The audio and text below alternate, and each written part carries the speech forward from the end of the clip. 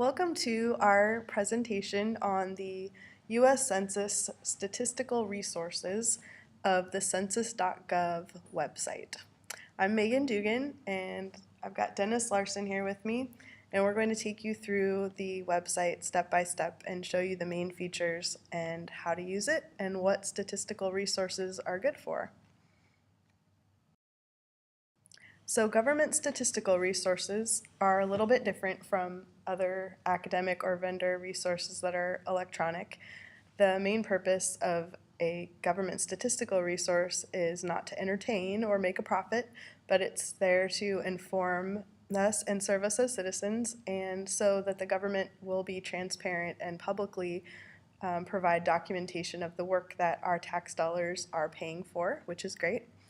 And it also helps us to understand the government resources and gives us the civic engagement that's a very important part of our democracy and also an important part of information literacy competencies for American citizens. So the United States Census Bureau is the organization that has created the census.gov website. It's a division of the U.S. Department of Commerce. And every 10 years, the U.S. Department of Commerce, through the Census Bureau, undertakes a full count of all of the citizens in America. And the statistical data that they collect is based on geography and on the sex and gender of the citizens, the age of the citizens, and the location. So they also do a number of surveys throughout the years in between the 10-year census, which are to collect other statistical data about our economy and about the American family, and just to keep account of our population. So the surveys, there's quite a few, but one of the main tools that they use is the American Community Survey, or the ACS, and it is actually sent out to a sampling of the American population. It's mandatory, so if you're selected to participate in the ACS, you have to answer. And there are a lot of resources available on the census.gov website to help citizens that might be selected and maybe aren't fully understanding what it is or why they were chosen. Kind of like getting picked for jury duty. You'll all of a sudden get something in the mail or in your email that tells you have to fill out a survey, and you maybe English isn't your first language and maybe you're confused. So you can go to this website and find out what steps you're supposed to take to meet the requirements. The U.S. Census Bureau is very concerned with confidentiality, and they have a great policy, much like a library policy, and don't share data about citizens with anyone, except probably with other internal government agencies, but they have a description of their policies on their website at the bottom of the page. The primary features of the U.S. Census are located in the navigation elements at the top and bottom of each page. There is a link to search for statistical information by topic or by geographic location. There are some searches. These same searches are duplicated in the graphical elements like the quick facts map in the center of the page. Here you can select your state, and the site will be immediately drop you into a set of basic facts about your location that will show you how to compare to the entire U.S. statistically. So if you go to the census.gov website, you can choose your favorite state from the quick facts drop-down menu in the center. There's a little picture of the state that's in the red circle there, and you can find the population change percentage from 2010 to 2004. So just to make sure you know how to use the website, we want you to go and compare the U.S. population in your favorite state. And since I'm from Washington, I'm going to select that state in the drop-down list. And now we can see that the population has grown 5% in Washington since 2010. And that's compared to only a 3% growth for the entire nation. So I'm going to guess that it's all of those California drivers moving up here and taking over our roads. The population clock is one of the more terrifying features of the census.gov site. There's a graphical counter widget displayed on most of the site's main pages. Clicking on the widget or on the Learn More link will take you to the population clock detail page. population clock detail page, you can see the US and world population clock and watch the population of America and the world creeping up and up, much faster than we might think without visualization provided by the site. So, as Dennis said, it is quite terrifying because in the United States there are the following elements that are counted: the births, the deaths, and the immigrations, and they're all happening basically every few seconds. So when you combine all of those elements together, it translates into a net gain of one new human about every 15 seconds. And there's also a feature which lets users select a historical date. So, and it's right here on the bottom. It says the United States population on, and then there's a widget that lets you choose a date, and it goes back to 1980. So you can find out what the population of the United States was at that specific time in history, but only back to 1980. So that's kind of fun.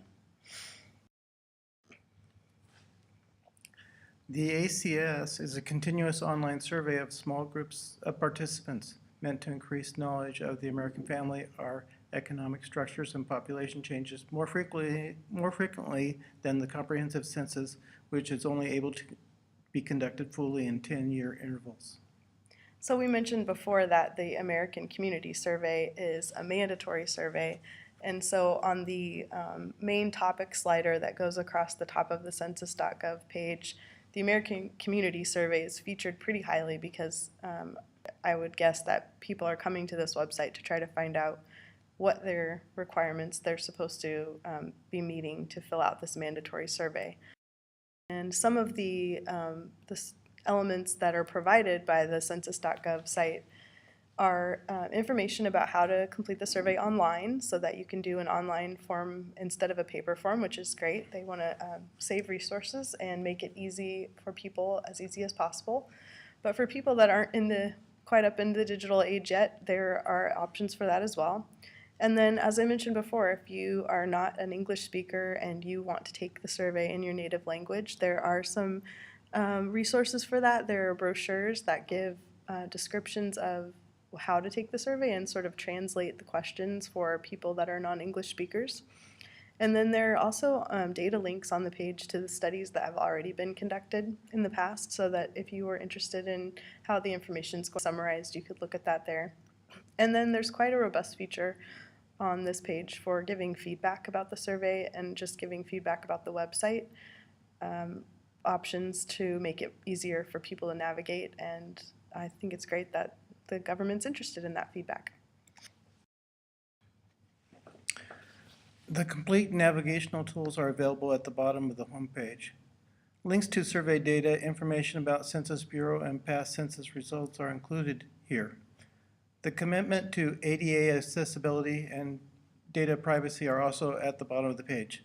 The census.gov site meets requirements for the screen readers and is very user-friendly. So for the navigation tools, this is an example of an area on the census.gov site that is compatible with optical character recognition. So when you see lists of links in this way, it's really easy for someone who has low sight or is non-sighted to use a screen reader and navigate through this list of links. And a lot of the pages on the census.gov site are also set up to be ADA accessible and compatible with screen readers in terms of the tagging that's used in making pictures completely transparent as to what's in the photo. So if there's a photo and it links to a map, it will be labeled specifically so that a screen reader would be able to read that, and it won't just say image when the screen reader goes over it. So that's great. One of the primary purposes of Census Bureau is to conduct the statistical count of U.S. citizens at 10-year intervals. Data from census is available online for the 2010 and 2000 census. The interactive population map link takes users to the geographic information about specific census elements. So on this page, you can see that the last full census was conducted in 2010, and not all of the past census information is available on the census.gov site, but they do have collated and summaried information from the last 2 full censuses, which is really great. And it looks like they have a data release schedule that they follow pretty strictly. So as you can imagine, when the statistical information has been compiled, it takes quite a bit of time for the government workers to collate all that information into a usable format. So they try to be very transparent about when the dates for those releases will happen. And it's often done on a state-to-state or regional basis. And so the original data collection methods are also preserved here on the website. And they have a cadre of librarians that collect the original data and the multimedia and information from the interviews and make that available to users of the web as well. So clicking on the tabs across the top of the map above it will take you to the information about the population, ethnicity, race, age, sex, and household size. These are the main elements of each census collection. And on this map, the population by geographic area, this data comes from the 2010 census, and you can see that the guide to the map shows that there's a color associated with the number of population in that area, and the lighter states are less populated, and then the colors go up, and so you can see that our state's pretty heavily populated, but not as much as Washington, which again is where all the Californians are moving. And as you'd probably expect, the coasts are the most populated areas, which is also pretty normal. So across the top, you can see the tabs for ethnicity, race, age, and household that Dennis mentioned. And this map is really interactive, and you can click on any of these states and find out what the population was in 2010, and also compare that to the information from the year 2000 census. So thanks for listening. That's been our presentation on the census.gov website, and we hope you've found it useful. And we encourage you to spend some time clicking on the links of the site. Thanks.